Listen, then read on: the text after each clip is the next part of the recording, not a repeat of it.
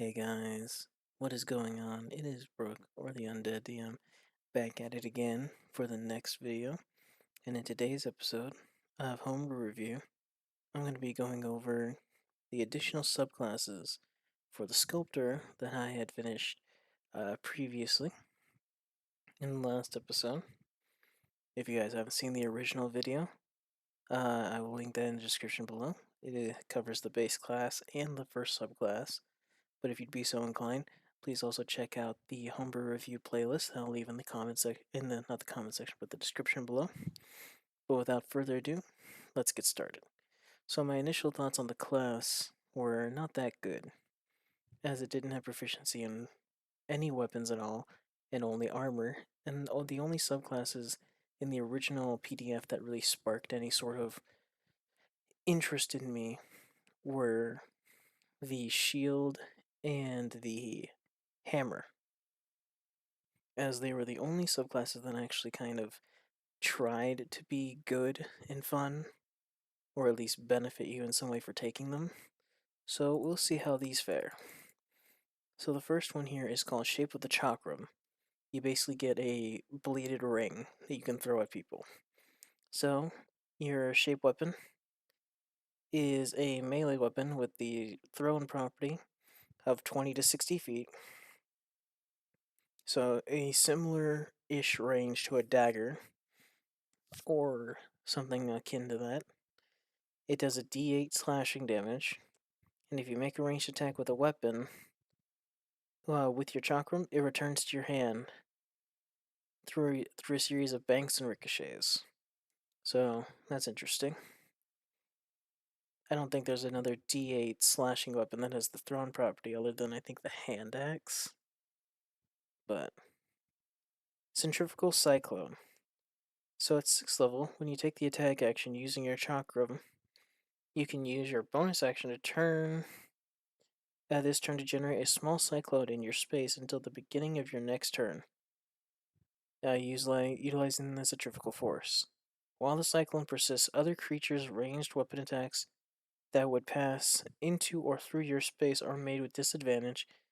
As you move, the cyclone remains centered on you for its duration. So essentially, what this is telling me is that when you take the attack action, you can use your bonus action to spin in place, and you can have your allies stand behind you, and if any ranged attacks were to try and pass through your area specifically, they would have to make so at disadvantage because you're literally spinning around. It's a bit stupid. It doesn't really have any use. If this was literally like a ricochet, that would be pretty good. But then again, that might be the next ability. Let's see. So complex calculation. You gain the ability to mentally perform geometric calculations to strike your opponents with a single throw. So as an action, you choose a number of creatures and objects up to your intelligence modifier with a minimum of 2 targets that you can see. And each of those targets must be within 60 feet of you and within 20 feet of at least one other target. Make a ranged attack roll with your shape weapon as though you were attacking the closest target, and you use that attack roll for each target, but make separate damage rolls for each one that you successfully hit. So this is that ricochet ability I was talking about, but it's done in the most poor way possible. Because you have to use your action to do it. If it just allowed you to as part of your attack action, but only once per turn, that would be fine. But it's your action. You could target only intelligence modifier, meaning you can only have up to 5 targets, which sure, for something like a boomerang in most video games is pretty good. But this is still 5 targets is still pretty small if we're talking about ad clearing or minion clearing, which is kind of what this subclass is going for, which is minion clearing. So having such a weak ability come so late is a bit weak. It's a bit sad. It also doesn't do any additional damage. I guess the one saving grace is that you use the same attack roll but different damage rolls. So if you say hit a creature and you crit, all of your attacks are crits, which is pretty good. But then again, crits don't really increase your DPR by more than maybe 2 points at a time on average. So how much they'll actually help really depends on how good you roll. But then you get Mana Seeker. At 15th level, when you hit a creature with an attack using your shape weapon, you can mark them for a minute, or until you mark another creature. And while they are marked, you don't have to be able to see them to hit them. And your shape weapon against them ignores all cover and any disadvantage you have on the attack roll. But once you do it, you can't do so again until you finish a short or long rest, which completely negates the whole until you mark another creature, because you can't. Now, ignoring all cover and disadvantage, that may have been better as like an 11th level feature, because ignoring all cover, this means that any spell, this can negate any spell like Odaluk's Resilient Sphere, since it states that it is basically full cover. I know that Odaluk's Resilient Sphere specifically states that the creature cannot be targeted, but that's just an example. If there was a spell that granted a creature full cover, this just essentially goes through it. It's not bad. I would definitely put this somewhere in the Trident area, where it's not good, but it just needs more focus. It needs a more defined identity, because it has an ability that doesn't seem to fit with anything, and then it's got two abilities that seem to mesh well with what you think a chakram should be, but then they do it in two totally different ways. One, it ricochets, and one just gets rid of all sort of disadvantages that you may have, which is nice, don't get me wrong, but it definitely needs more focus on what people think of a chakram, like a ricochet. But then we move on to the shape of the flail, where you get, at level 1, the old ball and chain, where you get a flail. It has a reach of 15 feet, which is actually very, very nice. A 15-foot reach, very nice. And when you use your shape weapon to attack a creature farther than 5 feet, while you attack a creature 5 feet away, when you use your shape weapon to attack a creature farther than 5 feet from you, while there's a hostile creature within 5 feet that you can see, you make the attack with disadvantage. So basically, you get a longer reach, but you get the same disadvantage while a creature is in melee of you as ranged weapons. Which does suck if they just removed it. I think this would be somewhere up there with the shield subclass. This would just be really, really good. You also gain proficiency with shields. Again, pretty good. So then we move on to Canterbrand Confiscation, or Contraband Confiscation. Apologies. So, when you hit a creature with your melee weapon attack using your shape weapon, you can use your bonus action to disarm the target, forcing them to drop an item. And if they do, they have to make a strength save against your spell save DC or drop their weapon, and it lands at its feet. Additionally, being within 5 feet of a hostile creature no longer imposes disadvantage on attack rolls made using your shape weapon. So, once again, it fixes that problem. Entangling Chain. At 11th level, you can, when you hit a creature within 5 feet of you with a melee weapon attack, you can use your shape weapon you can use your bonus action to force the creature to make a save, and on a failed save, they are restrained. A creature that is at least one size category larger than you succeeds a save. A creature restrained this way can repeat the save as an action on each of its turns, freeing itself on a success, And while the creature is restrained, if you make an attack using your shape weapon, or you sculpt your mana into something else, you free the creature. While you have a creature restrained this way, you could use your action to hurl the creature at a space within 15 feet of you, and they take 3d8 damage of the type of damage dealt by your weapon. They are knocked prone, and they are no longer restrained. And if it's occupied by another creature, the creature must make a dex save against your spell save or take the same damage as the hurled creature. So basically, if you hit a creature within 5 feet of you, you can use a bonus action to entangle them. And while they're wrapped up in your ball and chain, they can make a save to break out of it. But what you could do is that if you attack them with your weapon again, you free them. And if you change your weapon to a different damage type, it frees them because you have to dispel your weapon first. But instead of attacking them, what you could do is you can use your action to hurl them.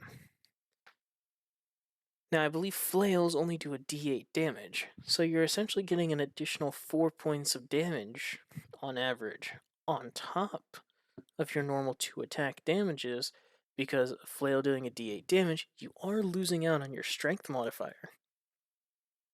But you're only losing it once, considering your strength should be at a 4 by this point. So you're really only losing 4 damage by doing this. And if you hit another creature with it, they can take the same damage.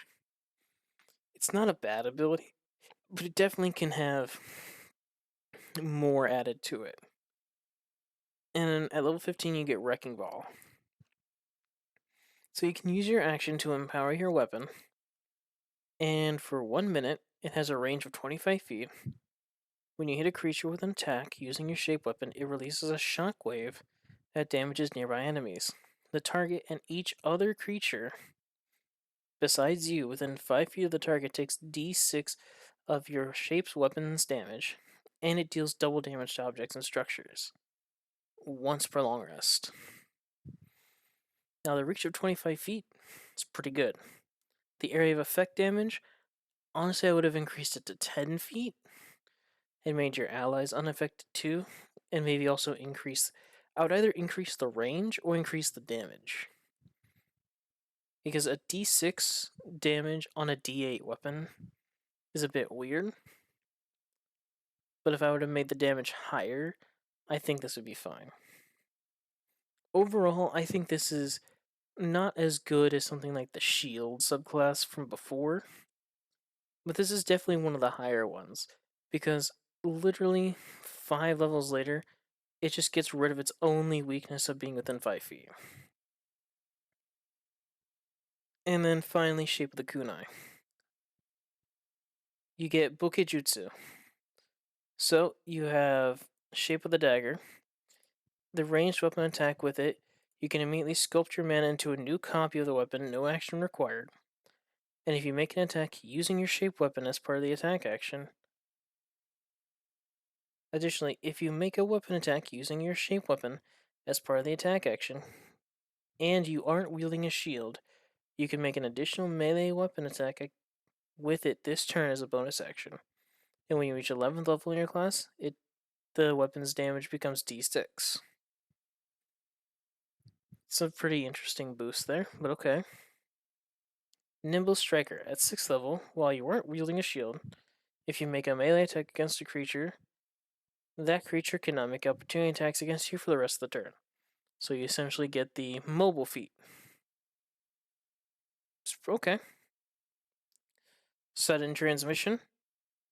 Once per turn, when you hit a creature with a ranged weapon attack using your shape weapon, you could teleport to the nearest unoccupied space of them, and if you do and you are not wielding a shield, the attack deals an additional d6 damage of your shape weapon.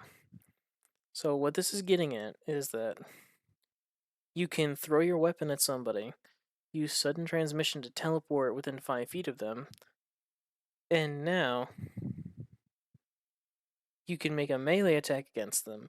And with Nimble Striker, they can't make opportunity attacks, so you could just run away from them. And at this point, your dagger's also dealing a d6. So that's pretty okay. And Torrent of Blades. So at 15th level, As an action, each creature within a 60-foot cone originating from you must make a dex save against your spell save DC. Creatures further than 20 feet from you have advantage on the save. So, basically, anyone outside of a 20-foot cone has advantage.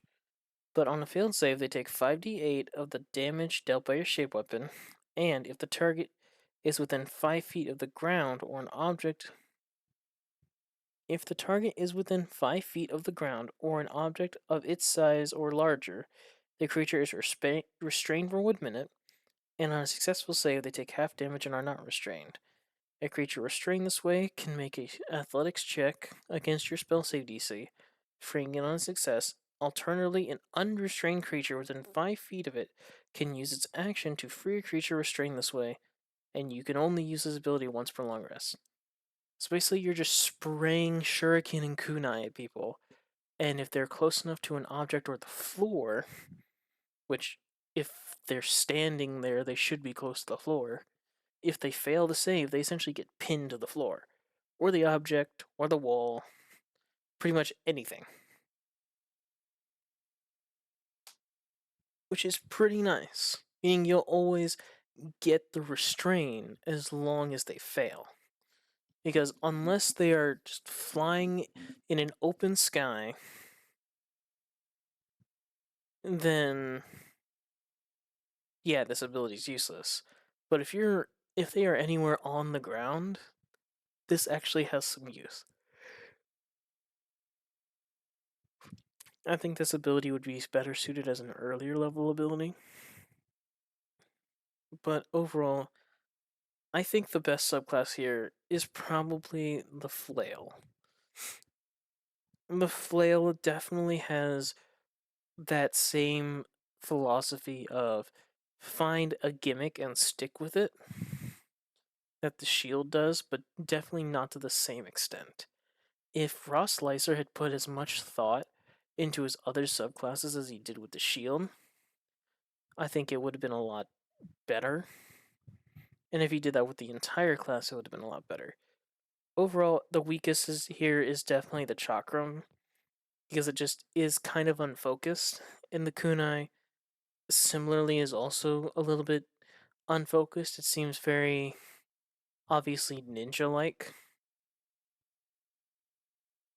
But teleportation, and then no opportunity attacks, and then this random spray. For this is all you're getting, seems a bit weak. And I guess we'll go over the quick feat here. +1, it's called Thrown Weapon Mastery. You get a +1 bonus to attack rolls you make with the weapon. So any thrown weapon, I assume. The short and long range of the weapon is doubled. And once per turn, when you hit a creature with a weapon's short range, or when you hit a creature within the weapon's short range with a ranged weapon attack, you can have that attack deal no damage, and you can attempt to disarm them, and if you do, they must make a strength save. If you try to disarm it of an item it's holding, or a dex save. What? If you do, the target must succeed a strength saving throw. If you're trying to disarm them of an item, it's nothing. Or a dex saving throw if you're trying to disarm them of an item it is carrying, like a coin purse. And the DC is 8 plus proficiency plus your strength or dex you pick. Not a good feat. It's a +1, which is good, but it's not a half ASI, so it doesn't give you a +1 to any ability score. It just gives you a +1 bonus to attack rolls you make with the weapon. Doesn't specify thrown, just says the weapon. The short and long ranges are doubled. Sure, fine. Meaning on average you're going to get around like 40 to 60 feet of short range. And it's weird that the saves change depending on what you're doing. If you're targeting something that they're holding, it's a strength save, but if it's anything else, it's a dex save. When the disarm, like the disarm maneuver from Battlemaster, is just a strength save, no matter what. So I think if it's just a strength save, that'd be fine. Overall, It's not a very good supplement. It didn't add very much. It didn't really help the class at all. The flail is probably the most interesting here. Overall, I think the class just needs to get worked on more. This definitely needs a second and third go through. But with that being said, I'd like to thank you all so much for watching. And in the next episode, I might be going over one of his other classes. Not entirely sure yet, but we'll cross that bridge when we come to it. But I'd like to see y'all next time. Laters.